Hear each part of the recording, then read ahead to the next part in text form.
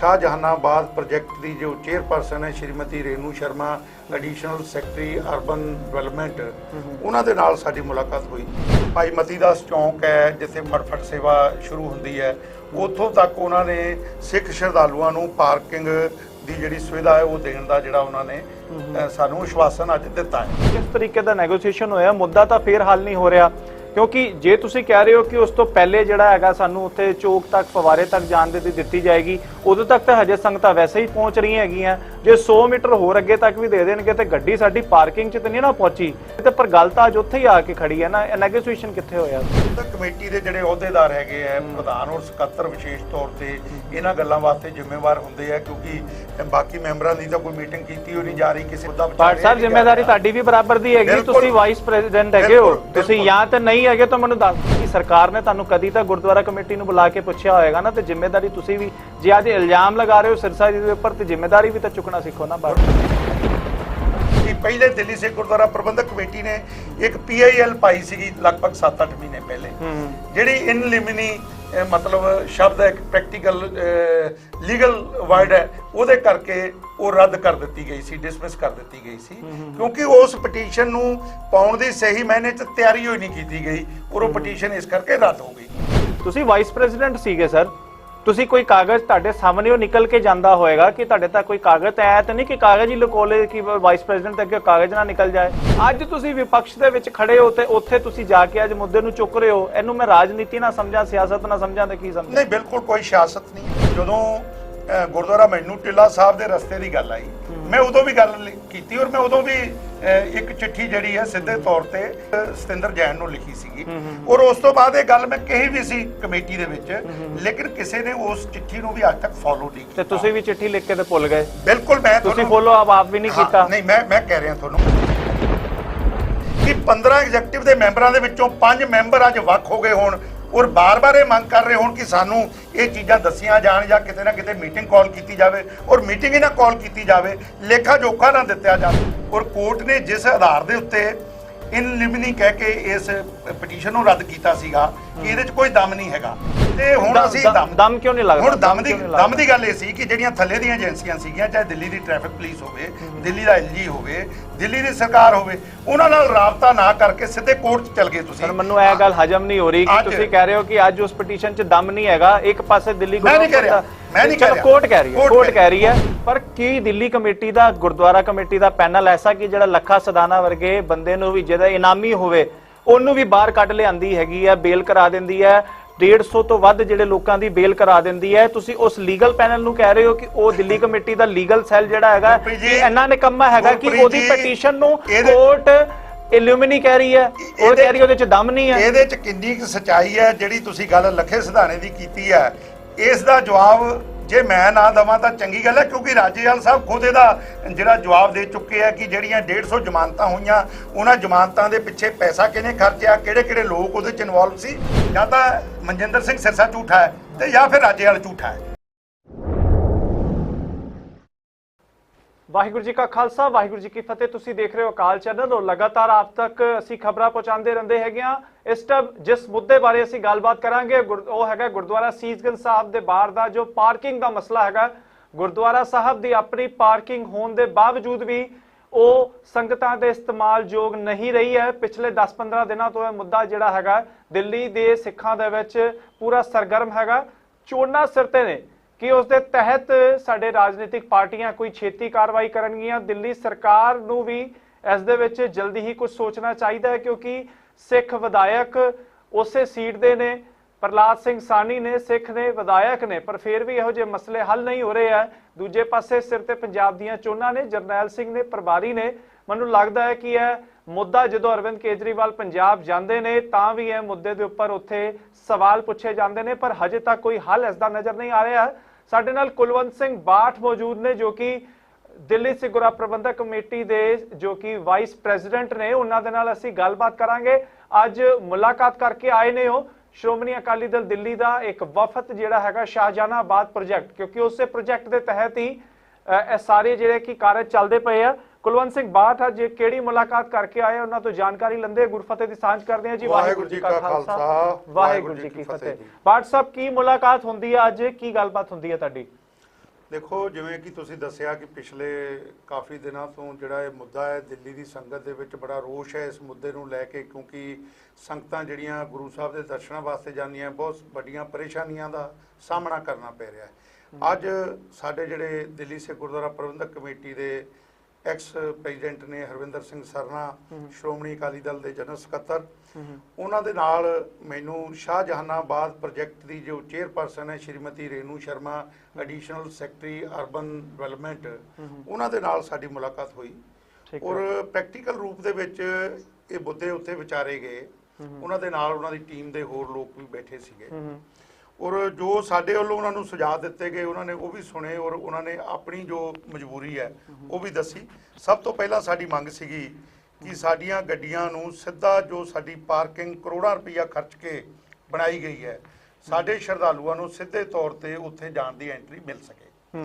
ਲੇਕਿਨ ਉਹਦਾ ਉਹਨਾਂ ਨੇ ਇੱਕ ਗੱਲ ਕਹਿ ਕੇ ਇਨਕਾਰ ਕੀਤਾ ਕਿ ਮੇਰੇ ਅਧਿਕਾਰ ਖੇਤਰ 'ਚ ਨਹੀਂ ਹੈ, ਕਿਉਂਕਿ ਹਾਈ ਕੋਰਟ ਦੀ ਇੱਕ ਰੂਲਿੰਗ ਹੈ ਸ਼ਾਹਜਹਾਨਾਬਾਦ ਪ੍ਰੋਜੈਕਟ ਨੂੰ ਲੈ ਕੇ, ਜੋ ਹਾਈ ਕੋਰਟ ਦਾ ਆਰਡਰ ਹੈ ਉਸ ਆਰਡਰ ਨੂੰ ਫੋਲੋ ਕਰਦੇ ਹੋਏ ਉਹਨੂੰ ਵਾਇਲੇਟ ਨਹੀਂ ਕਰ ਸਕਦੇ ਕਿ ਮੈਂ ਪਰਮਿਸ਼ਨ ਨਹੀਂ ਦੇ ਸਕਦੀ। ਅਗਰ ਤੁਸੀਂ ਉਹ ਸਿੱਧੀ ਪਰਮਿਸ਼ਨ ਚਾਹੁੰਦੇ ਹੋ ਤੇ ਤੁਹਾਨੂੰ ਕੋਰਟ ਦਾ ਰਸਤਾ ਲੈਣਾ ਪਵੇਗਾ। ਲੇਕਿਨ ਜੋ ਉਹਨਾਂ ਨੇ ਅੱਜ, ਮੈਂ ਇਸ ਗੱਲ ਦੀ ਖੁਸ਼ੀ ਜ਼ਾਹਰ ਕਰਦਾ ਕਿ ਜੋ ਉਹਨਾਂ ਦੇ ਅਧਿਕਾਰ ਦੇ ਵਿੱਚ ਸੀ ਉਹਦੇ ਨਾਲ ਵੀ ਸੰਗਤ ਨੂੰ ਕਾਫੀ ਇੱਕ ਰਿਲੀਫ ਬਹੁਤ ਜਲਦੀ ਮਿਲਣ ਜਾ ਰਹੀ ਹੈ ਕਿ ਜਿਹੜਾ ਭਾਈ ਮਤੀ ਦਾਸ ਚੌਂਕ ਹੈ ਜਿੱਥੇ ਫਟਫਟ ਸੇਵਾ ਸ਼ੁਰੂ ਹੁੰਦੀ ਹੈ, ਉੱਥੋਂ ਤੱਕ ਉਹਨਾਂ ਨੇ ਸਿੱਖ ਸ਼ਰਧਾਲੂਆਂ ਨੂੰ ਪਾਰਕਿੰਗ ਦੀ ਜਿਹੜੀ ਸੁਵਿਧਾ ਹੈ ਉਹ ਦੇਣ ਦਾ ਜਿਹੜਾ ਉਹਨਾਂ ਨੇ ਸਾਨੂੰ ਵਿਸ਼ਵਾਸਨ ਅੱਜ ਦਿੱਤਾ ਹੈ।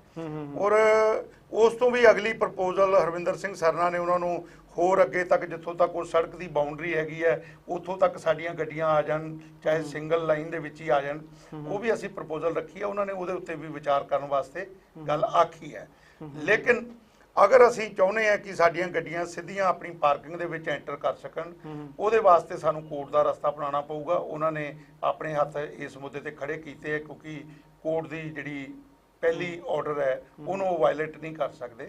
ਇਸ ਤੋਂ ਇਲਾਵਾ ਮੇਰੇ ਵੱਲੋਂ ਇੱਕ ਸੁਝਾਅ ਉਹਨਾਂ ਨੂੰ ਦਿੱਤਾ ਗਿਆ ਸੀਗਾ ਕਿ ਜੇ ਆਪਾਂ ਉੱਤੋਂ ਕੋਈ ਆਰਡਰ ਹੈਗਾ ਕਿ ਆਪਾਂ ਉਸ ਡਿਊ ਟੂ ਪੋਲੂਸ਼ਨ ਜਾਂ ਕੋਈ ਹੋਰ ਕਾਰਨ ਆਪਾਂ ਉੱਤੇ ਉਹਦੇ ਟ੍ਰੈਫਿਕ ਨਹੀਂ ਚਲਾ ਸਕਦੇ, ਤੇ ਸਾਨੂੰ ਜਿੱਥੇ ਸਰਕਾਰ ਓਮੈਕਸ ਦੀ ਪਾਰਕਿੰਗ ਬਣਾ ਰਹੀ ਹੈ ਉੱਥੋਂ ਸਾਨੂੰ ਅੰਡਰਪਾਸ ਦੇ ਦਿੱਤਾ ਜਾਵੇ ਜਿਹੜਾ ਸਿੱਧਾ ਸਾਡੀ ਪਾਰਕਿੰਗ ਦੇ ਵਿੱਚ ਚਲੇ ਜਾਵੇ, ਤਾਂ ਕਿ ਸ਼ਰਧਾਲੂ ਜਾ ਕੇ ਸਿੱਧੇ ਤੌਰ ਤੇ ਆਪਣੀਆਂ ਗੱਡੀਆਂ ਉੱਥੇ ਖੜੀਆਂ ਕਰ ਲੈਣ। ਲੇਕਿਨ ਮੈਨੂੰ ਵੀ ਇਸ ਗੱਲ ਦਾ ਇਲਮ ਨਹੀਂ ਸੀਗਾ ਜੋ ਉੱਥੇ ਉਹਨਾਂ ਨੇ ਮਜਬੂਰੀ ਦੱਸੀ ਕਿ ਇਸ ਪ੍ਰੋਜੈਕਟ ਦੇ ਵਿੱਚ ਪਹਿਲੇ ਉਹਨਾਂ ਨੇ ਇਹ ਗੱਲ ਕਿਤੇ ਨਾ ਕਿਤੇ ਵਿਚਾਰੀ ਸੀਗੀ ਔਰ ਇਸ ਗੱਲ ਨਾਲ ਕਿਤੇ ਨਾ ਕਿਤੇ ਮੈਂ ਵੀ ਸਹਿਮਤ ਹਾਂ, ਕਿਉਂਕਿ ਉਸ ਜਗ੍ਹਾ ਦੇ ਉੱਤੇ ਥੱਲੇ ਦਿੱਲੀ ਮੈਟਰੋ ਦੀ ਜਿਹੜੀ ਲਾਈਨ ਹੈ ਉਹ ਅੰਡਰਗਰਾਉਂਡ ਜਾ ਰਹੀ ਹੈ। ਇਹਦੇ ਕਰਕੇ ਜਿਹੜੀ ਉੱਥੇ ਅੰਡਰਪਾਸ ਵਾਲੀ ਸੁਵਿਧਾ ਹੈਗੀ ਹੈ ਉਹ ਦੇਣ ਦੇ ਵਿੱਚ ਸਰਕਾਰ ਨੂੰ ਕਠਿਨਾਈ ਹੈ ਔਰ ਇਸ ਗੱਲ ਦੇ ਨਾਲ ਮੈਂ ਕਿਤੇ ਨਾ ਕਿਤੇ ਸਹਿਮਤ ਵੀ ਹੈਗਾ।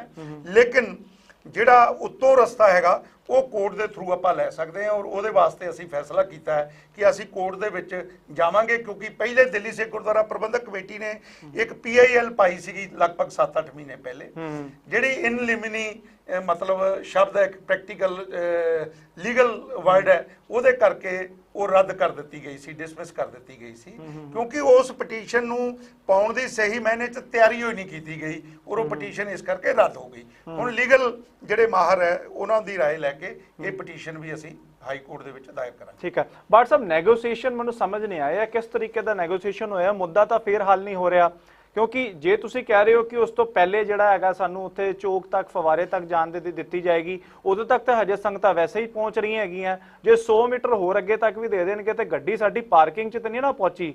ਜਿਹੜੀ ਸਾਡੀ ਪਾਰਕਿੰਗ ਜਿਹੜੀ ਸੰਗਤਾਂ ਨੇ ਇੰਨਾ ਪੈਸਾ ਲਾ ਕੇ ਇੱਕ ਐਸੀ ਇਨਵੈਸਟਮੈਂਟ ਕੀਤੀ ਸੀਗੀ ਕਿ ਕੱਲ ਨੂੰ ਸੰਗਤਾਂ ਨੂੰ ਆਉਣ ਵਾਸਤੇ ਪੇਡ ਪਾਰਕਿੰਗ ਨਾ ਬਣਾਣੀ ਹੈ ਪਵੇ, ਤੇ ਪਰ ਗੱਲ ਤਾਂ ਅੱਜ ਉੱਥੇ ਹੀ ਆ ਕੇ ਖੜੀ ਹੈ ਨਾ, ਨੈਗੋਸੀਏਸ਼ਨ ਕਿੱਥੇ ਹੋਇਆ? ਬਿਲਕੁਲ ਗੁਰਪ੍ਰੀਤ ਜੀ, ਮੈਂ ਤੁਹਾਡੀ ਗੱਲ ਨਾਲ ਬਿਲਕੁਲ ਸਹਿਮਤ ਹਾਂ ਕਿ ਮੁੱਦੇ ਦਾ 100% ਹਲੇ ਹੱਲ ਜਿਹੜਾ ਉਹ ਨਜ਼ਰ ਨਹੀਂ ਆ ਰਿਹਾ।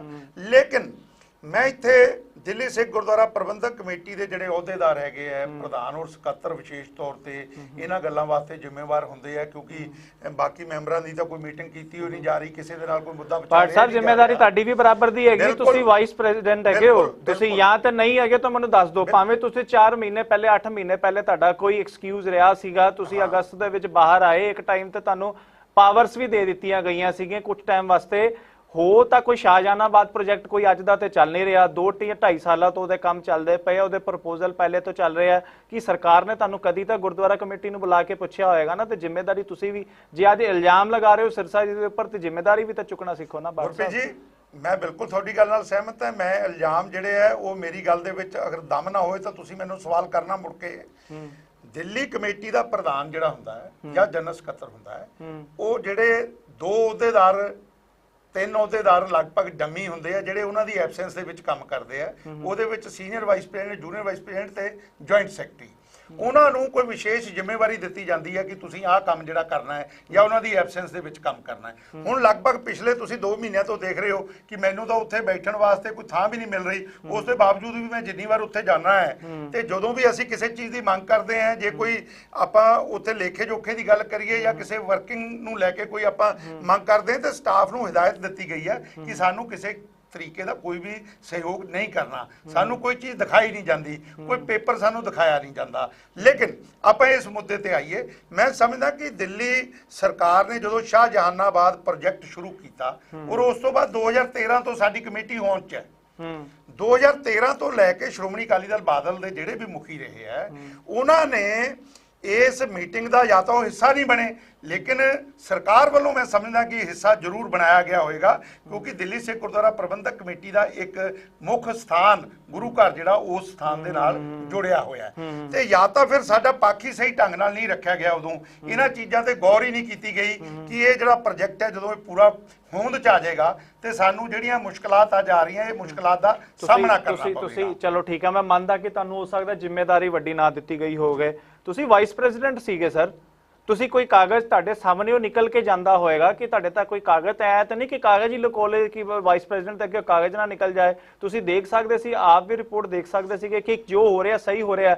ਅੱਜ ਤੁਸੀਂ ਵਿਪਕਸ਼ ਦੇ ਵਿੱਚ ਖੜੇ ਹੋ ਤੇ ਉੱਥੇ ਤੁਸੀਂ ਜਾ ਕੇ ਅੱਜ ਮੁੱਦੇ ਨੂੰ ਚੁੱਕ ਰਹੇ ਹੋ। ਇਹਨੂੰ ਮੈਂ ਰਾਜਨੀਤੀ ਨਾ ਸਮਝਾਂ, ਸਿਆਸਤ ਨਾ ਸਮਝਾਂ ਤਾਂ ਕੀ ਸਮਝਾਂ? ਨਹੀਂ, ਬਿਲਕੁਲ ਕੋਈ ਸਿਆਸਤ ਨਹੀਂ ਹੈ। ਦੇਖੋ, ਮੈਂ ਫੇਰ ਸਪਸ਼ਟ ਕਰ ਦੇਣਾ ਚਾਹੁੰਦਾ, ਤੁਹਾਡੇ ਚੈਨਲ ਤੇ ਮੈਂ ਪਹਿਲਾਂ ਵੀ ਗੱਲ ਕਹੀ ਹੈ ਕਿ ਜਦੋਂ ਗੁਰਦੁਆਰਾ ਮੈਨੂੰ ਟਿੱਲਾ ਸਾਹਿਬ ਦੇ ਰਸਤੇ ਦੀ ਗੱਲ ਆਈ, ਮੈਂ ਉਦੋਂ ਵੀ ਗੱਲ ਕੀਤੀ ਔਰ ਮੈਂ ਉਦੋਂ ਵੀ ਇੱਕ ਚਿੱਠੀ ਜਿਹੜੀ ਹੈ ਸਿੱਧੇ ਤੌਰ ਤੇ ਉਦੋਂ ਲਗਭਗ ਅਸੀਂ ਬਿਖਰੇਵੇਂ ਵਾਲੇ ਮੋੜ ਦੇ ਵਿੱਚ ਆ ਚੁੱਕੇ ਸੀਗੇ ਤੇ ਮੈਂ ਸਿੱਧੇ ਤੌਰ ਤੇ ਚਿੱਠੀ ਇੱਕ ਸਤਿੰਦਰ ਜੈਨ ਨੂੰ ਲਿਖੀ ਸੀਗੀ ਔਰ ਉਸ ਤੋਂ ਬਾਅਦ ਇਹ ਗੱਲ ਮੈਂ ਕਹੀ ਵੀ ਸੀ ਕਮੇਟੀ ਦੇ ਵਿੱਚ, ਲੇਕਿਨ ਕਿਸੇ ਨੇ ਉਸ ਚਿੱਠੀ ਨੂੰ ਵੀ ਅੱਜ ਤੱਕ ਫੋਲੋ ਨਹੀਂ ਕੀਤਾ। ਤੇ ਤੁਸੀਂ ਵੀ ਚਿੱਠੀ ਲਿਖ ਕੇ ਤੇ ਭੁੱਲ ਗਏ। ਬਿਲਕੁਲ, ਮੈਂ ਤੁਸੀਂ ਫੋਲੋ ਆਪ ਵੀ ਨਹੀਂ ਕੀਤਾ। ਨਹੀਂ, ਮੈਂ ਕਹਿ ਰਿਹਾ ਤੁਹਾਨੂੰ, ਉਸ ਤੋਂ ਬਾਅਦ ਚਿੱਠੀ ਦਾ ਨਾ ਤਾਂ ਕੋਈ ਜਵਾਬ ਆਇਆ, ਲੇਕਿਨ ਜਦੋਂ ਵੀ ਆਪਾਂ ਸਰਕਾਰਾਂ ਦੇ ਨਾਲ ਗੱਲ ਕਰਦੇ ਆ ਤੇ ਸਰਕਾਰਾਂ ਦੇ ਵਿੱਚ ਜਿਹੜੀ ਜਗ੍ਹਾ ਹੈ, ਜਿਵੇਂ ਅੱਜ ਆਪਾਂ ਉੱਥੇ ਗਏ ਆ, ਇਹ ਜਿਹੜੀ ਅੱਜ ਦੀ ਮੁਲਾਕਾਤ ਹੈ ਇਹ ਕੋਈ ਮੇਰੇ ਪ੍ਰਯਾਸ ਦੇ ਨਾਲ ਨਹੀਂ ਮਿਲੀ। ਸ਼੍ਰੋਮਣੀ ਅਕਾਲੀ ਦਲ ਦੇ ਜਿਹੜੇ ਪ੍ਰਧਾਨ ਹੈਗੇ ਆ ਉਹਨਾਂ ਦੇ ਐਫਰਟਸ ਦੇ ਨਾਲ ਇਹ ਮੁਲਾਕਾਤ ਜਿਹੜੀ ਅੱਜ ਦੀ ਸੰਭਵ ਹੋਈ।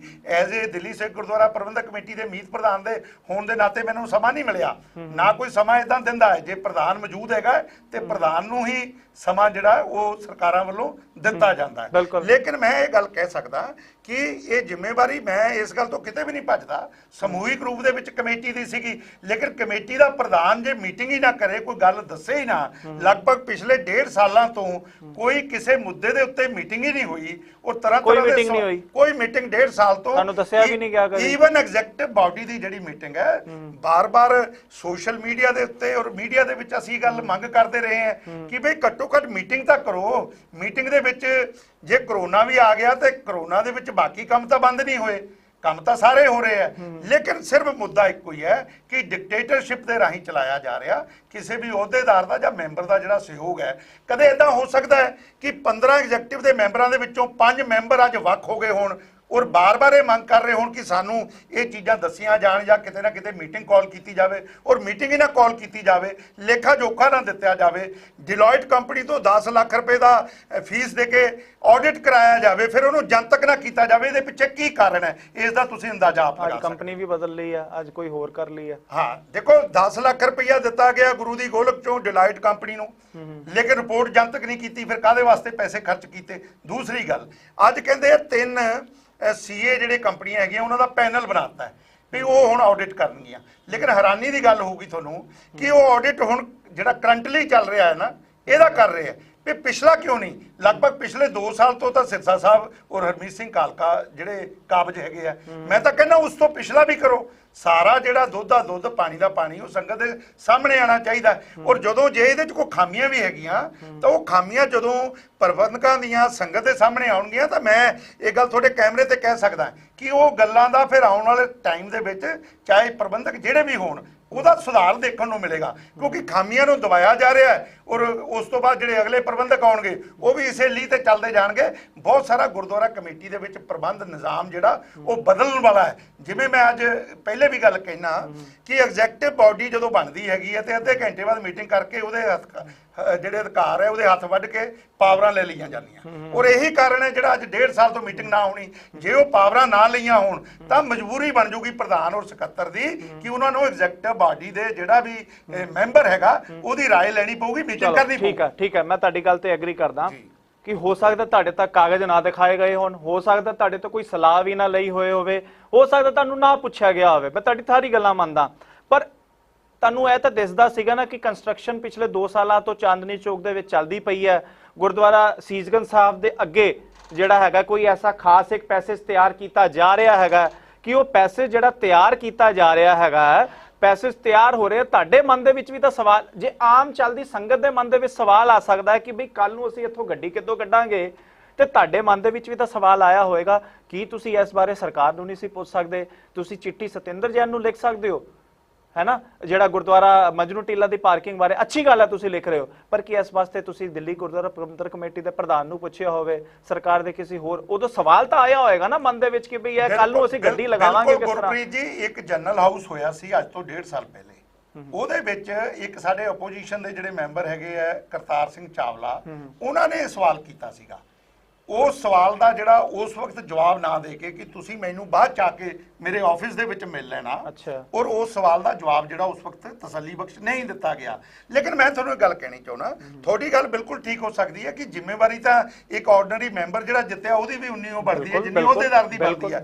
ਲੇਕਿਨ ਇਸ ਤਰੀਕੇ ਦੀ ਤਾਨਾਸ਼ਾਹੀ, ਮੈਨੂੰ ਤਾਂ ਅੱਜ ਤੱਕ 30 ਸਾਲ ਮੇਰਾ ਸੰਬੰਧ ਗੁਰਦੁਆਰਾ ਪ੍ਰਬੰਧਕ ਕਮੇਟੀ ਦੇ ਨਾਲ ਸਿੱਧੇ ਰੂਪ ਦੇ ਵਿੱਚ ਹੈਗਾ, ਲੇਕਿਨ ਇਸ ਤਰੀਕੇ ਦੀ ਡਿਕਟੇਟਰਸ਼ਿਪ ਮੈਂ ਪਹਿਲੇ ਨਹੀਂ ਦੇਖੀ ਸੀ ਕਿ 1.5 ਸਾਲ ਜਿਹੜੀ ਹੈ ਉਹ ਐਗਜ਼ੈਕਟਿਵ ਦੀ ਮੀਟਿੰਗ ਨਾ ਹੋਵੇ ਜਾਂ ਇਸ ਤਰੀਕੇ ਮਤਲਬ ਕੰਮ ਚਲਾਇਆ ਜਾਵੇ ਵੀ ਕਿਸੇ ਦੀ ਕੋਈ ਪਰਵਾਹ ਹੀ ਹੈ ਨਹੀਂ ਹੈ। ਆ ਹੁਣ ਮਾਡਲ ਕੋਡ ਆਫ ਕੰਡਕਟ ਦੀ ਗੱਲ ਕਰਦੇ ਸੀਗੇ ਕਿ ਜਨਰਲ ਹਾਊਸ ਨਹੀਂ ਬੁਲਾਇਆ ਜਾ ਸਕਦਾ, ਮਾਡਲ ਕੋਡ ਆਫ ਕੰਡਕਟ ਲੱਗਿਆ, ਫਿਰ ਮਾਡਲ ਕੋਡ ਆਫ ਕੰਡਕਟ ਲੱਗਿਆ ਤੇ ਬਹੁਤ ਸਾਰੇ ਕੰਮ ਜਿਹੜੇ ਆ ਉਹ ਵੀ ਨਹੀਂ ਹੋ ਸਕਦੇ, ਉਹ ਕਿਉਂ ਕੀਤੇ ਜਾ ਰਹੇ ਆ, ਇਹਦੇ ਉੱਤੇ ਸਵਾਲ ਖੜੇ ਹੁੰਦੇ ਆ। ਸੋ ਕਿਤੇ ਨਾ ਕਿਤੇ ਤੁਸੀਂ ਇਹ ਕਹਿ ਲਓ ਕਿ ਇਹਨਾਂ ਦੀ ਜਿਹੜੀ ਕੰਮ ਕਰਨ ਦਾ ਜਿਹੜਾ ਤਰੀਕਾ ਹੈਗਾ ਉਹਦੇ ਪਿੱਛੇ ਰਾਜਨੀਤਿਕ ਮਨਸ਼ਾ ਸਾਫ਼ ਜ਼ਾਹਰ ਹੁੰਦੀ ਹੈ। ਇਹ ਗੁਰਦੁਆਰਾ ਪ੍ਰਬੰਧ ਜਿਹੜਾ ਹੈਗਾ ਇਹ ਇੱਕ ਸੇਵਾ ਦਾ ਅਦਾਰਾ ਹੈ, ਇਹਦੇ ਚ ਸੇਵਾ ਨਾ ਕਰਕੇ ਇੱਕ ਰਾਜਨੀਤਿਕ ਪਾਰਟੀ ਨੂੰ ਕਿਵੇਂ ਫਾਇਦਾ ਪਹੁੰਚਾਇਆ ਜਾ ਸਕਦਾ, ਇਹਦੇ ਪਿੱਛੇ ਟੋਟਲ ਇਸ ਮਨਸ਼ਾ ਦੇ ਰੂਪ ਦੇ ਵਿੱਚ ਕੰਮ ਕੀਤਾ ਜਾ ਰਿਹਾ। ਠੀਕ ਹੈ, ਜੇ ਆਪਾਂ ਗੱਲ ਕਰੀਏ ਤਾਂ ਹੁਣ ਤੁਸੀਂ ਕਹਿ ਰਹੇ ਹੋ ਕਿ ਕੋਰਟ ਦਾ ਰਸਤਾ ਹੈਗਾ, ਤੁਸੀਂ ਅੱਜ ਮੀਟਿੰਗ ਕਰਕੇ ਆਏ ਹੋ, ਉਹਦੇ ਵਿੱਚੋਂ ਆਊਟਕਮ ਨਿਕਲਦੀ ਹੈ ਕਿ ਤੁਹਾਡੇ ਸੁਜੈਸ਼ਨ ਸੁਨੇ ਗਏ, ਪਰ ਰਸਤਾ ਕੋਰਟ ਦਾ ਲੈਣਾ ਪਏਗਾ। ਕੋਰਟ ਤੋਂ ਜਾਣ ਵਾਸਤੇ, ਕੋਰਟ ਦਾ ਰਸਤਾ ਲੈਣ ਵਾਸਤੇ ਆਪਣੀ ਕੀ ਤਿਆਰੀ ਹੈ ਕਿ ਗੁਰਦੁਆਰਾ ਕਮੇਟੀ ਉਹ ਤਿਆਰੀ ਕਰੇਗੀ, ਕੁਲਵੰਤ ਸਿੰਘ ਬਾਟ ਇੰਡੀਵਿਜੂਅਲੀ ਕੁਝ ਕਰਨਗੇ, ਅਕਾਲੀ ਦਲ ਦਿੱਲੀ ਕੁਝ ਕਰੇਗਾ, ਕੀ ਪਲੈਨਿੰਗ ਰੱਖੀ ਹੈ? ਦੇਖੋ ਜੀ, ਗੱਲ ਇਹ ਹੈ ਕਿ ਕਿਤੇ ਵੀ ਜਦੋਂ ਕੋਈ ਡਿਸਪਿਊਟ ਖੜਾ ਹੁੰਦਾ ਉੱਥੇ ਜਾ ਕੇ ਬੜੇ ਬੜੇ ਦਮਗੱਜੇ ਮਾਰਨੇ ਔਰ ਸੰਗਤਾਂ ਦੇ ਵਿੱਚ ਐਸੀਆਂ ਗੱਲਾਂ ਕਹਿ ਦੇਣੀਆਂ ਕਿ ਜਿਹਦੇ ਨਾਲ ਆਮ ਨੌਜਵਾਨ ਭੜਕ ਕੇ ਜੋਸ਼ 'ਚ ਆ ਕੇ ਕੋਈ ਐਸੀ ਕਾਰਵਾਈ ਕਰ ਦੇਵੇ, ਉਹਦੇ ਨਾਲ ਕੌਮ ਦਾ ਕੀ ਨੁਕਸਾਨ ਹੋਏਗਾ, ਇਹਨਾਂ ਚੀਜ਼ਾਂ ਦਾ ਧਿਆਨ ਨਹੀਂ ਕੀਤਾ ਜਾ ਰਿਹਾ। ਤੁਸੀਂ ਪਿੱਛੇ ਜਦੋਂ ਅਸੀਂ ਉੱਥੇ ਗਏ ਆ, ਸਾਤੋਂ ਇੱਕ ਦਿਨ ਪਹਿਲੇ ਸਿਰਸਾ ਸਾਹਿਬ ਨੇ ਵੱਡੀਆਂ ਵੱਡੀਆਂ ਗੱਲਾਂ ਕਰਤੀਆਂ, ਅਸੀਂ ਪੁੱਟ ਕੇ ਲਿਆਵਾਂਗੇ ਗੇਟ, ਅਸੀਂ ਇੱਥੇ ਗੁਰੂ ਸਾਹਿਬ ਦੇ ਚਰਨਾਂ 'ਚ ਸੁੱਟ ਦਾਂਗੇ, ਕਿ ਇਹਨਾਂ ਗੱਲਾਂ ਦੇ ਨਾਲ ਹੱਲ ਨਿਕਲਣਾ ਸੀ। ਅੱਜ ਇਸ ਗੱਲ ਨੂੰ 15 ਦਿਨ ਹੋ ਗਏ ਆ, ਕੋਈ ਸਿਰਸਾ ਸਾਹਿਬ ਦਾ ਕਿਤੇ ਮੈਂ ਸੋਸ਼ਲ ਮੀਡੀਆ ਤੇ ਕਿਤੇ ਮੀਡੀਆ 'ਚ ਮੈਂ ਕੋਈ ਬਿਆਨ ਨਹੀਂ ਪੜ੍ਹਿਆ ਵੀ ਉਹ ਕਿਤੇ ਜਾ ਕੇ ਮਿਲ ਕੇ ਆਏ ਆ ਇਸ ਮੁੱਦੇ ਦੇ ਉੱਤੇ, ਉਹਨਾਂ ਨੇ ਕੋਈ ਗੱਲ ਕੀਤੀ ਹੈ। ਕੇਵਲ ਤੇ ਕੇਵਲ ਸਿਆਸਤ ਕਰਨੀ। ਅਸੀਂ ਜੇ ਗੱਲ ਕੀਤੀ ਹੈ ਤੇ ਅਸੀਂ ਇਹਦੀ ਪ੍ਰੈਕਟੀਕਲ ਇੱਕ ਸ਼ੁਰੂਆਤ ਕੀਤੀ ਹੈ। ਸਰਨਾ ਸਾਹਿਬ ਨੇ ਵਰਚੁਅਲ ਮੀਟਿੰਗ ਕੀਤੀ ਦਿੱਲੀ ਦੇ ਲੈਫਟੀਨੈਂਟ ਗਵਰਨਰ ਦੇ ਨਾਲ, ਇਸ ਮੁੱਦੇ ਦੇ ਉੱਤੇ ਡਿਸਕਸ ਕੀਤਾ, ਔਰ ਉਸ ਤੋਂ ਬਾਅਦ ਅੱਜ ਅਸੀਂ ਸਮਾਂ ਲੈ ਕੇ ਜੋ ਰੇਨੂ ਸ਼ਰਮਾ ਇਹਦੀ ਚੇਅਰਪਰਸਨ ਹੈ ਉਹਨਾਂ ਨੂੰ ਅੱਜ ਜਾ ਕੇ ਮਿਲੇ ਆ, ਉਹਨਾਂ ਦੇ ਨਾਲ ਗੱਲਬਾਤ ਕਰਕੇ ਜੋ ਉਹਦੇ ਵਿੱਚੋਂ ਕਨਕਲੂਜਨ ਨਿਕਲਿਆ। ਹੁਣ ਕੋਰਟ ਜਾਣ ਦੀ ਅਗਰ ਗੱਲ ਹੈ ਕਿ ਅਗਰ 100% ਆਪਾਂ ਚਾਹੁੰਦੇ ਹਾਂ ਵੀ ਗੱਡੀ ਸਾਡੀ ਅੰਦਰ ਜਾਵੇ ਤੇ ਲਾਜ਼ਮੀ ਤੌਰ ਤੇ ਜੋ ਅੱਜ ਇਸ ਮੀਟਿੰਗ ਦਾ ਕਨਕਲੂਜਨ ਹੈ ਤੇ ਸਾਨੂੰ ਕੋਰਟ ਦਾ ਰਸਤਾ ਪਕੜਨਾ ਪੈਣਾ ਹੈ। ਹੁਣੇ ਮੈਂ ਤੁਹਾਡੇ ਕੋਲ ਆਉਣ ਤੋਂ ਪਹਿਲਾਂ ਆਪਣੇ ਜਿਹੜੇ ਲੀਗਲ ਸਾਡੇ ਨਾਲ ਜੁੜੇ ਹੋਏ ਸਾਡੇ ਐਡਵੋਕੇਟਸ ਹੈਗੇ ਆ ਉਹਨਾਂ ਨਾਲ ਗੱਲ ਕੀਤੀ ਹੈ, ਤੁਹਾਡੇ ਸਾਹਮਣੇ ਗੱਲ ਕੀਤੀ ਹੈ। ਅਸੀਂ ਇਸ ਗੱਲ ਦੀ ਤਿਆਰੀ ਕਰ ਰਹੇ ਹਾਂ ਕਿ ਬਹੁਤ ਜਲਦੀ ਇਹਦੇ ਉੱਤੇ ਸਾਰੇ ਪੱਖਾਂ ਨੂੰ ਦੇਖ ਕੇ ਔਰ ਕੋਰਟ ਨੇ ਜਿਸ ਆਧਾਰ ਦੇ ਉੱਤੇ ਇਨ ਲਿਮਿਨੀ ਕਹਿ ਕੇ ਇਸ ਪਟੀਸ਼ਨ ਨੂੰ ਰੱਦ ਕੀਤਾ ਸੀਗਾ ਕਿ ਇਹਦੇ 'ਚ ਕੋਈ ਦਮ ਨਹੀਂ ਹੈਗਾ, ਤੇ ਹੁਣ ਅਸੀਂ ਦਮ ਕਿਉਂ ਨਹੀਂ ਲੱਗਦਾ? ਹੁਣ ਦਮ ਦੀ ਗੱਲ ਇਹ ਸੀ ਕਿ ਜਿਹੜੀਆਂ ਥੱਲੇ ਦੀਆਂ ਏਜੰਸੀਆਂ ਸੀਗੀਆਂ, ਚਾਹੇ ਦਿੱਲੀ ਦੀ ਟ੍ਰੈਫਿਕ ਪੁਲਿਸ ਹੋਵੇ, ਦਿੱਲੀ ਦਾ LG ਹੋਵੇ, ਦਿੱਲੀ ਦੀ ਸਰਕਾਰ ਹੋਵੇ, ਉਹਨਾਂ ਨਾਲ ਰਾਬਤਾ ਨਾ ਕਰਕੇ ਸਿੱਧੇ ਕੋਰਟ 'ਚ ਚੱਲ ਗਏ ਤੁਸੀਂ। ਮੈਨੂੰ ਇਹ ਗੱਲ ਹਜਮ ਨਹੀਂ ਹੋ ਰਹੀ ਕਿ ਤੁਸੀਂ ਕਹਿ ਰਹੇ ਹੋ ਕਿ ਅੱਜ ਉਸ ਪਟੀਸ਼ਨ 'ਚ ਦਮ ਨਹੀਂ ਹੈਗਾ, ਇੱਕ ਪਾਸੇ ਦਿੱਲੀ ਮੈਂ ਨਹੀਂ ਕਹਿ ਰਿਹਾ ਕੋਰਟ ਕਹਿ ਰਹੀ ਹੈ, ਪਰ ਕੀ ਦਿੱਲੀ ਕਮੇਟੀ ਦਾ ਗੁਰਦੁਆਰਾ ਕਮੇਟੀ ਦਾ ਪੈਨਲ ਐਸਾ ਕਿ ਜਿਹੜਾ ਲੱਖਾ ਸਦਾਨਾ ਵਰਗੇ ਬੰਦੇ ਨੂੰ ਵੀ ਜਿਹਦਾ ਇਨਾਮੀ ਹੋਵੇ ਉਹਨੂੰ ਵੀ ਬਾਹਰ ਕੱਢ ਲਿਆਂਦੀ ਹੈਗੀ ਹੈ, ਬੇਲ ਕਰਾ ਦਿੰਦੀ ਹੈ, 150 ਤੋਂ ਵੱਧ ਜਿਹੜੇ ਲੋਕਾਂ ਦੀ ਬੇਲ ਕਰਾ ਦਿੰਦੀ ਹੈ, ਤੁਸੀਂ ਉਸ ਲੀਗਲ ਪੈਨਲ ਨੂੰ ਕਹਿ ਰਹੇ ਹੋ ਕਿ ਉਹ ਦਿੱਲੀ ਕਮੇਟੀ ਦਾ ਲੀਗਲ ਸੈੱਲ ਜਿਹੜਾ ਹੈਗਾ ਇੰਨਾ ਨਿਕੰਮਾ ਹੈਗਾ ਕਿ ਉਹਦੀ ਪਟੀਸ਼ਨ ਨੂੰ ਕੋਰਟ ਇਲੂਮਿਨੀ ਕਹਿ ਰਹੀ ਹੈ, ਉਹ ਕਹਿ ਰਹੀ ਉਹਦੇ 'ਚ ਦਮ ਨਹੀਂ ਹੈ। ਇਹਦੇ 'ਚ ਕਿੰਨੀ ਕੁ ਸੱਚਾਈ ਹੈ ਜਿਹੜੀ ਤੁਸੀਂ ਗੱਲ ਲੱਖੇ ਸਿਧਾਣੇ ਦੀ ਕੀਤੀ ਹੈ, ਇਸ ਦਾ ਜਵਾਬ ਜੇ ਮੈਂ ਨਾ ਦਵਾਂ ਤਾਂ ਚੰਗੀ ਗੱਲ ਹੈ, ਕਿਉਂਕਿ ਰਾਜੇਵਾਲ ਸਾਹਿਬ ਖੁਦ ਇਹਦਾ ਜਿਹੜਾ ਜਵਾਬ ਦੇ ਚੁੱਕੇ ਆ ਕਿ ਜਿਹੜੀਆਂ 150 ਜ਼ਮਾਨਤਾਂ ਹੋਈਆਂ ਉਹਨਾਂ ਜ਼ਮਾਨਤਾਂ ਦੇ ਪਿੱਛੇ ਪੈਸਾ ਕਿਹਨੇ ਖਰਚਿਆ, ਕਿਹੜੇ ਲੋਕ ਉਹਦੇ 'ਚ ਇਨਵੋਲਵ ਸੀ। ਮੈਂ ਨਹੀਂ ਮਨਾ ਕਰਦਾ ਕਿ ਦਿੱਲੀ ਕਮੇਟੀ ਨੇ ਇਹਦੇ 'ਚ ਕੁਝ ਨਹੀਂ ਕੀਤਾ ਹੋਊਗਾ, ਕੁਛ ਨਾ ਕੁਛ ਕੀਤਾ ਹੋਊਗਾ, ਲੇਕਿਨ ਬਹੁਤ ਸਾਰੀਆਂ ਗੱਲਾਂ ਨੂੰ ਸੰਗਤ ਦੇ ਵਿੱਚ ਪ੍ਰੈਜ਼ੈਂਟ ਕਿਵੇਂ ਕਰਨਾ ਹੈ ਇਹਦੇ ਉੱਤੇ ਸਿਰਫ ਸਿਆਸਤ ਹੁੰਦੀ ਹੈ। ਪਰ ਮੈਨੂੰ ਇਹ ਗੱਲ ਨਹੀਂ ਸਮਝ ਆ ਰਹੀ ਕਿ ਕੀ ਉਹਨਾਂ ਵਕੀਲਾਂ ਦੇ ਪੈਨਲ ਨੂੰ ਇੰਨਾ ਕਹਿ ਦਿੱਤਾ ਕੋਰਟ ਨੇ ਕਿ ਉਸ ਪਟੀਸ਼ਨ 'ਚ ਦਮ ਨਹੀਂ ਹੈ। ਦੇਖੋ ਗੱਲ ਇਹ ਹੈ ਜੀ, ਜਾਂ ਤਾਂ ਮਨਜਿੰਦਰ ਸਿੰਘ ਸਿਰਸਾ ਝੂਠਾ ਹੈ ਤੇ ਜਾਂ ਫਿਰ ਰਾਜੇਵਾਲ ਝੂਠਾ ਹੈ। ਰਾਜੇਵਾਲ ਸਾਹਿਬ ਇਸ ਦਾ ਆਪ ਜਵਾਬ ਦੇ ਚੁੱਕੇ ਆ, ਕਿਉਂਕਿ ਦੋਨਾਂ ਦੀ ਅਲੱਗ-ਅਲੱਗ ਸਟੇਟਮੈਂਟ ਹੈਗੀ। ਮੈਂ ਤਾਂ ਇਹਦੇ 'ਚ ਕੁਝ ਆਪਣੇ ਵੱਲੋਂ ਨਹੀਂ ਕਹਿਣਾ ਚਾਹੁੰਦਾ। ਜੇ ਰਾਜੇਵਾਲ ਸਾਹਿਬ ਨੇ ਇਹ ਗੱਲ ਮੀਡੀਆ 'ਚ ਆ ਕੇ ਕਹੀ ਕਿ ਸਿਰਸਾ ਸਾਹਿਬ ਤਾਂ ਉੱਥੇ ਜਦੋਂ ਕੋਰਟ ਤੋਂ ਜੇਲ੍ਹ ਤੋਂ ਬੰਦਾ ਛੁੱਟ ਕੇ ਆਉਂਦਾ ਹੈ ਤੇ ਉਹਨੂੰ ਰਿਹਾਇਸ਼ ਵਾਸਤੇ ਜਗ੍ਹਾ ਚਾਹੀਦੀ, ਔਰ ਉਹ ਗੁਰਦੁਆਰਾ ਸਾਹਿਬ ਸਾਡੀਆਂ ਸਰਾਵਾਂ ਇਹਨਾਂ ਕੰਮਾਂ ਵਾਸਤੇ ਹੈ, ਔਰ ਉਹ ਬੰਦਾ ਉੱਥੇ ਆਉਂਦਾ ਤੇ ਉਹਨਾਂ ਕੋਲ ਪਤਾ ਲੱਗ ਜਾਂਦਾ ਕਿ ਜੇਲ੍ਹ ਤੋਂ ਇੰਨੇ ਬੰਦੇ ਛੁੱਟ ਕੇ ਆਏ ਆ ਤੇ ਸਵੇਰੇ ਉਹ ਸਰੋਪਾ ਪਾ ਕੇ ਉਹਨਾਂ ਦਾ ਬਿਆਨ ਦੇ ਦਿੰਦੇ ਆ ਕਿ ਇਹਨਾਂ ਦੀਆਂ ਜ਼ਮਾਨਤਾਂ ਮੈਂ ਕਰਾਈਆਂ। ਮੈਂ ਨਹੀਂ ਕਹਿ ਰਿਹਾ, ਇਹ ਰਾਜੇਵਾਲ ਸਾਹਿਬ ਦਾ ਬਿਆਨ ਹੈਗਾ। ਸੋ ਸੱਚਾਈ ਕੀ ਹੈਗੀ? ਜਾਂ ਤਾਂ ਗੁਰਦੁਆਰਾ ਕਮੇਟੀ ਨੇ ਕਿਹਾ ਸਾਡੇ 60-70 ਲੱਖ ਰੁਪਏ ਲੱਗੇ ਮਚਲਕੇ ਭਰਨ ਦੇ ਵਿੱਚ ਸਿਰਫ। ਦੇਖੋ ਮੁਚਲਕੇ ਭਰਨ ਦੀ ਮੈਂ ਗੱਲ ਕਰ ਸਕਦਾ ਕਿ ਮੁਚਲਕੇ ਜਿਹੜੇ ਆ ਜਿਹਨੂੰ ਕੋਈ ਦਿੱਲੀ ਦੇ ਵਿੱਚ ਨਾ ਮਿਲਿਆ ਹੋਵੇ ਉਹ ਦਿੱਲੀ ਕਮੇਟੀ ਨੇ ਭਰਵਾਏ ਹੋਣ, ਲੇਕਿਨ ਉਹ ਵੀ ਤਾਂ ਹੈ ਨਾ ਜੀ ਜਿਹੜੀ ਫੇਰ ਗੱਲ ਉੱਥੇ ਆ ਜਾਂਦੀ, ਜਾਂ ਤਾਂ ਤੱਥ ਕਮੇਟੀ ਦੇ ਸਾਹਮਣੇ ਰੱਖੇ ਜਾਂਦੇ ਹੋਣ। ਇਹ ਤਾਂ ਗੱਲ ਉਹਨਾਂ 2-4 ਲੋਕਾਂ ਦੇ ਵਿੱਚ ਹੀ ਹੈਗੀ, ਉਹਨਾਂ ਨੇ ਕੀ ਕੀਤਾ ਕੀ ਨਹੀਂ ਕੀਤਾ। ਇਹ ਜੇ ਕੋਈ ਦਿੱਲੀ ਕਮੇਟੀ ਨੇ ਮੁਚਲਕੇ ਵੀ ਭਰੇ ਆ ਤਾਂ ਮੈਂ ਇਹਨੂੰ ਵੀ ਇਲੀਗਲ ਕਹਾਂਗਾ ਕਿ ਕੀ ਉਹਨਾਂ ਨੇ ਰਾਏ ਕੀਤੀ। ਅਸੀਂ ਵਿਰੋਧ ਨਹੀਂ ਕਰਨਾ ਸੀ, ਲੇਕਿਨ ਉਹਨਾਂ ਦਾ ਸਾਡੇ ਨਾਲ ਰਾਏ ਕਰਨਾ ਫਰਜ਼ ਬਣਦਾ ਸੀਗਾ ਵੀ ਆਪਾਂ ਇਹ ਕੰਮ ਕਰਨ ਜਾ ਰਹੇ ਹਾਂ। ਇੱਕ ਪ੍ਰਵਾਨਗੀ ਹੁੰਦੀ ਹੈ, ਇੱਕ ਜਿਹੜਾ ਦਿੱਲੀ ਕਮੇਟੀ ਦਾ ਲਾਅ ਹੈਗਾ, ਰੂਲ ਹੈਗੇ ਆ, ਉਹਦੇ ਮੁਤਾਬਕ ਇੱਕ ਸਿਸਟਮ ਹੈ, ਉਸ ਸਿਸਟਮ 'ਚ ਪ੍ਰਵਾਨਗੀ ਲੈ ਕੇ ਤੁਸੀਂ ਕੰਮ ਕਰ ਸਕਦੇ ਆ, ਕੋਈ ਵਿਰੋਧ ਨਹੀਂ ਕਰਦਾ। ਇਹੀ ਚੀਜ਼ਾਂ ਨੂੰ ਤਾਂ ਅਸੀਂ ਰੋ ਰਹੇ ਹਾਂ ਕਿ ਸਾਡੇ ਨਾਲ ਤਾਂ ਕੋਈ ਮੁੱਦਾ ਵਿਚਾਰਿਆ ਹੀ ਨਹੀਂ ਜਾਂਦਾ, ਕੋਈ ਦੱਸਿਆ ਨਹੀਂ ਜਾਂਦਾ। ਉਹਨਾਂ ਨੂੰ ਉਸ ਮੁੱਦੇ ਦੇ ਵਿੱਚ ਪੰਜਾਬ ਦੀ ਸਿਆਸਤ ਦੇ ਵਿੱਚ ਕੀ ਫਾਇਦਾ ਹੋ ਸਕਦਾ, ਇਸ ਕਰਕੇ ਤੁਸੀਂ ਉਹ ਵੀ ਦੇਖਿਆ ਹੋਣਾ ਕਿ ਮਨਜਿੰਦਰ ਸਿੰਘ ਸਿਰਸਾ ਜਿਹੜਾ ਉਹ ਦੀਪ ਸਿੱਧੂ ਦਾ ਸਪੋਰਟ ਕਰਦਾ ਹੈ ਕਿ ਅਸੀਂ ਸਪੋਰਟ ਕਰਾਂਗੇ, ਤੇ ਦੂਜੇ ਪਾਸੇ ਵਿਕਰਮ ਮਜੀਠੀਆ ਉਹਦਾ ਖੰਡਨ ਕਰ ਦਿੰਦਾ ਕਿ ਸਾਡਾ ਦੀਪ ਸਿੱਧੂ ਨਾਲ ਕੋਈ ਮਤਲਬ ਨਹੀਂ ਹੈ ਤੇ ਸਿਆਸਤ ਨਹੀਂ ਹੈ। ਤੇ ਕੀ ਹੋ ਰਿਹਾ, ਉਹਨਾਂ ਦੀ ਆਪਣੀ ਪਾਰਟੀ ਦੇ ਵਿੱਚ ਹੀ ਕੋਈ ਇੱਕ ਰਾਏ ਹੈ ਨਹੀਂ ਜੀ। ਠੀਕ ਹੈ, ਅਖੀਰ ਦੇ ਵਿੱਚ ਗੱਲ ਕਰਦੇ ਹਾਂ। ਮਜਨੂ ਟਿੱਲੇ ਦੇ ਪਾਰਕਿੰਗ ਦਾ ਮਸਲਾ ਸੁਲਝਿਆ ਨਹੀਂ, ਸੀਸਗੰਜ ਦੀ ਪਾਰਕਿੰਗ ਦਾ ਵੀ ਮਸਲਾ ਆ ਗਿਆ। ਮਜਨੂ ਟਿੱਲੇ ਯਾਨੀ ਪਾਰਕਿੰਗ ਦੇ ਯਾਨੀ ਕਿ ਜਾਣ ਜੇ ਉੱਥੇ ਜਾਣ ਵਾਸਤੇ ਲੰਬਾ ਕੱਟ ਲੈਣਾ ਪੈਂਦਾ, ਤੁਸੀਂ ਉਹਦੀ ਆਵਾਜ਼ ਚੁੱਕੀ ਕਿ ਅੱਜ ਉਸ ਦੇ ਉੱਪਰ ਦਿੱਲੀ ਗੁਰਦੁਆਰਾ ਕਮੇਟੀ ਦਾ ਕੋਈ ਐਕਸ਼ਨ ਹੈਗਾ? ਕੋਈ PIL ਕਿਸੇ ਕੋਰਟ ਦੇ ਵਿੱਚ ਜਾਂ ਕਿਸੇ ਜਗ੍ਹਾ ਤੇ ਕੋਈ ਉਹਦਾ ਕਿਸੇ ਏਜੰਸੀ ਦੇ ਵਿੱਚ ਕਿਸੇ ਸਰਕਾਰ ਦੇ ਮਹਿਕਮੇ ਦੇ ਵਿੱਚ ਕੀ ਉਹਦੇ ਬਾਰੇ ਕੋਈ ਕਾਰਵਾਈ ਚੱਲਦੀ ਪਈ ਹੈਗੀ ਹੈ? ਜਾਂ ਉੱਥੇ ਅੱਜ ਆਪਾਂ ਮੰਨ ਲਈਏ ਕਿ ਬਈ ਅਸੀਂ ਤੁਹਾਨੂੰ 3 ਕਿਲੋਮੀਟਰ ਲੰਬਾ ਚੱਕਰ ਕੱਟ ਕੇ ਹੀ ਜਾਣਾ, ਮੰਨ ਲਈਏ ਅਸੀਂ, ਫਿਰ ਦੇਖੋ ਮੈਂ ਇਸ ਗੱਲ ਦੇ ਉੱਤੇ ਕੇਵਲ ਇੰਨਾ ਕਹਾਂਗਾ ਕਿ ਹਮੇਸ਼ਾ ਜਦੋਂ ਕੋਈ ਬੰਦਾ ਕੰਮ ਕਰਦਾ ਹੈ ਉਹਨੂੰ ਉਹਦੇ ਸਾਥੀਆਂ ਦਾ ਕਿੰਨਾ ਕੁ ਸਾਥ ਮਿਲਦਾ ਹੈ, ਜਿਹਦੇ ਨਾਲ ਉਹਦੇ 'ਚ ਇੱਕ ਕੰਮ ਕਰਨ ਦੀ એનર્ਜੀ ਵੀ ਆਉਂਦੀ ਹੈ ਤੇ ਜੋਸ਼ ਵੀ ਆਉਂਦਾ ਹੈ। ਉਹ એનર્ਜੀ ਔਰ ਜੋਸ਼ ਜਦੋਂ ਆਪਾਂ ਆਪਣੀ ਪਾਰਟੀ 'ਚ ਕੰਮ ਕਰਦੇ ਸੀ ਤੇ ਸਾਰੇ ਜਿਹੜੇ ਮੈਂਬਰ ਸਾਹਿਬਾਨ ਹੈ ਉਹਨਾਂ ਵਿੱਚ ਬਹੁਤੇ ਮੈਂਬਰ ਸਾਹਿਬਾਨ ਯੈਸ ਮੈਨ ਹੈਗੇ ਆ, ਪ੍ਰਧਾਨ ਔਰ ਸਕੱਤਰ ਦੇ। ਉਹਨਾਂ ਨੇ ਕਿਉਂਕਿ ਆਪਣੇ ਜਾਇਜ਼ ਨਜਾਇਜ਼ ਕੰਮ ਕਰਾਉਣੇ ਹੁੰਦੇ ਆ ਤੇ ਉਹ ਇਸ ਕਰਕੇ ਯੈਸ ਮੈਨ ਹੈਗੇ ਆ।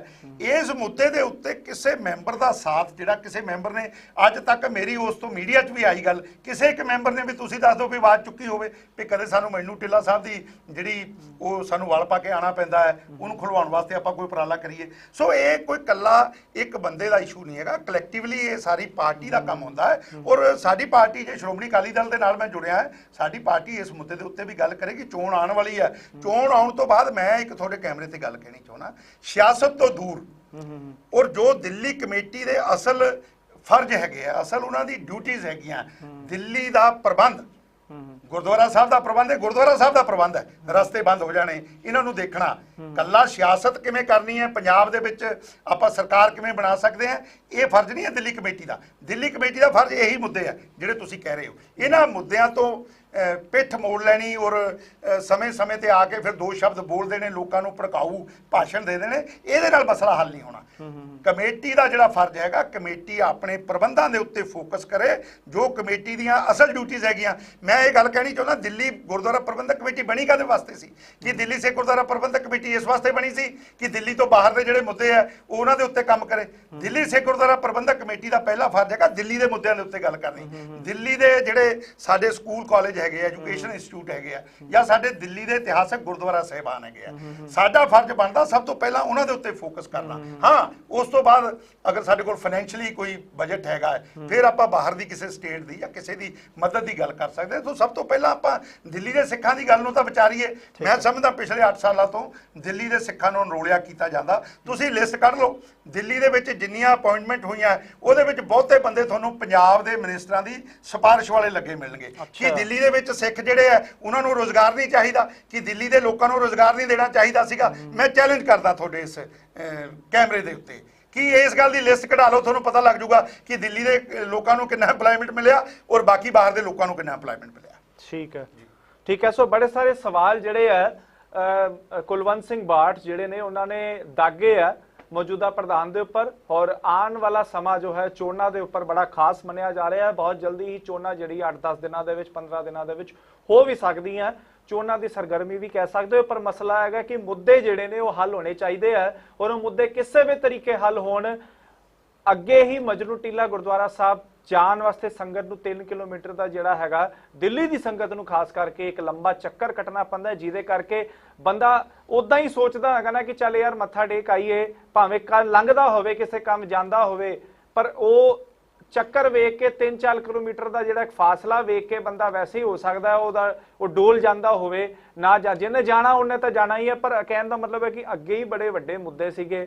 ਹੁਣ ਤਾਂ ਸੀਸਗੰਜ ਸਾਹਿਬ ਦੇ ਉੱਪਰ ਜਿੱਥੇ ਕਿ ਸੈਂਕੜੋਂ ਹਜ਼ਾਰੋਂ ਲੋਕ ਰੋਜ਼ਾਨਾ ਨਤਮਸਤਕ ਹੋਣ ਜਾਂਦੇ ਨੇ, ਸੋ ਸਪੈਸ਼ਲੀ ਕਈ ਲੋਕੀ ਤਾਂ ਕਿਤੇ ਮਾਰਕੀਟ ਜਾਂਦੇ ਚਾਂਦੀ ਚੌਕ ਤਾਂ ਮੱਥਾ ਟੇਕਦੇ, ਕਈ ਲੋਕੀ ਜਾਂਦੇ ਹੀ ਗੁਰਦੁਆਰਾ ਸੀਸਗੰਜ ਸਾਹਿਬ ਮੱਥਾ ਟੇਕਣ ਨੇ। ਸੋ ਉਹਨਾਂ ਵਾਸਤੇ ਇੱਕ ਪਰੇਸ਼ਾਨੀ ਦਾ ਸਬਬ ਆ ਰਿਹਾ ਹੈ। ਸੋ ਮੈਨੂੰ ਲੱਗਦਾ ਕਿ ਸਾਰੇ ਪ੍ਰਬੰਧਕਾਂ ਨੂੰ, ਭਾਵੇਂ ਤੁਸੀਂ ਜਿਹੜੀ ਮਰਜ਼ੀ ਪਾਰਟੀ ਤੋਂ ਹੋਣ, ਇਸ ਮੁੱਦੇ ਦੇ ਉੱਪਰ ਜ਼ਰੂਰ ਕੰਮ ਕਰੋ।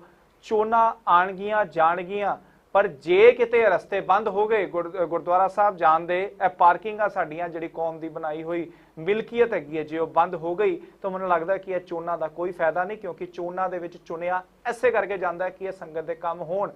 ਸੋ ਜਲਦੀ ਤੋਂ ਜਲਦੀ ਉਸ ਦੀ ਅਪਡੇਟ ਸਾਰੇ ਮੁੱਦਿਆਂ ਤੇ ਅਸੀਂ ਦੱਸਦੇ ਰਵਾਂਗੇ। ਕੁਲਵੰਤ ਸਿੰਘ ਬਾਠ ਕੰਦੇ ਅੱਜ ਇੱਕ ਵਫਦ ਦੇ ਨਾਲ ਮਿਲ ਕੇ ਆਏ ਨੇ ਸ਼ਾਹਜਹਾਨਾਬਾਦ ਪ੍ਰੋਜੈਕਟ ਦੇ ਅਹੁਦੇਦਾਰਾਂ ਨੂੰ। ਦੇਖਦੇ ਹਾਂ ਕਿ ਇੱਕ ਪ੍ਰਭਾਵ ਪੈਂਦਾ, ਜਲਦੀ ਕੋਈ ਨਤੀਜੇ ਆਣਗੇ, ਆਪ ਤੱਕ ਸਾਂਝੇ ਕਰਾਂਗੇ। ਬਾਠ ਸਾਹਿਬ ਬਹੁਤ ਬਹੁਤ ਧੰਨਵਾਦ ਕਰਦੇ ਹਾਂ, ਗੁਰਫਤਿਹ ਸਾਂਝ ਕਰਦੇ ਹਾਂ। ਵਾਹਿਗੁਰੂ ਜੀ ਕਾ ਖਾਲਸਾ, ਵਾਹਿਗੁਰੂ ਜੀ ਕੀ ਫਤਿਹ। ਬਹੁਤ ਬਹੁਤ ਧੰਨਵਾਦ ਜੀ। ਠੀਕ ਹੈ, ਦੇਖ ਰਹੇ ਹੋ ਜੀ ਅਕਾਲ ਚੈਨਲ।